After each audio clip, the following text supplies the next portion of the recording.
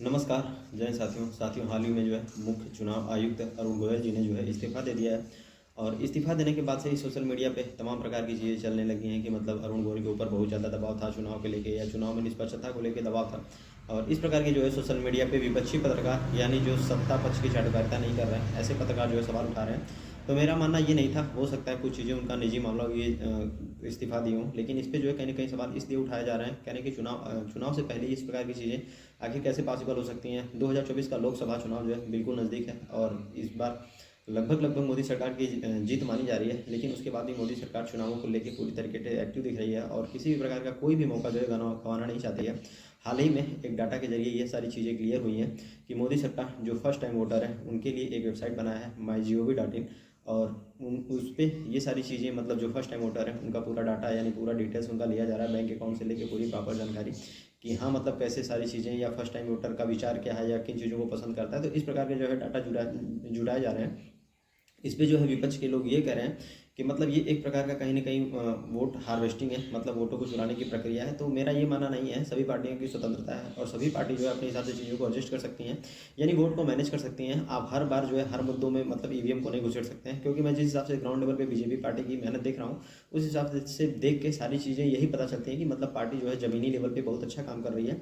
और यही रीज़न है कि मतलब उसके चुनाव निकलने वाले हैं। भले या दिन रात सोशल मीडिया पे ईवीएम को दोष देते हैं या हैकिंग को दोष देते हैं, ये सारी चीज़ें पॉसिबल नहीं है। अगर इस प्रकार की चीज़ें पॉसिबल होगी तो पश्चिम बंगाल, जो कि भारतीय जनता पार्टी जैसे पार्टियों के लिए बहुत ही मुख्य था, दिल्ली बहुत मुख्य चुनाव था दिल्ली स्टेट गवर्नमेंट का। लेकिन उसके बाद भी मतलब इस प्रकार की चीज़ें 70 में से 68 सीटें जो है केजरीवाल जी जीत के आते हैं, ममता बनर्जी जीती हैं।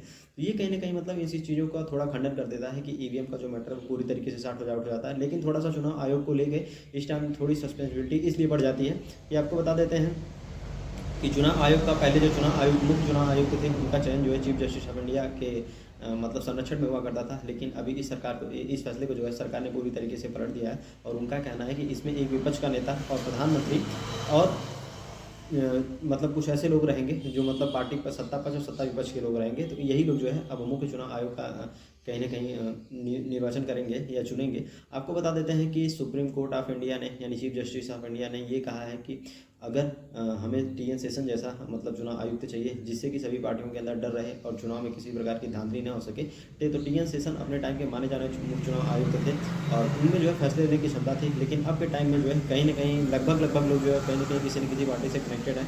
तो ये चुनाव थोड़ा सा मतलब सस्पेंस पे आ भले जाता है, लेकिन रियलिटी कुछ और होती है। ईवीएम में इस प्रकार की किसी प्रकार की हैकिंग वगैरह नहीं है।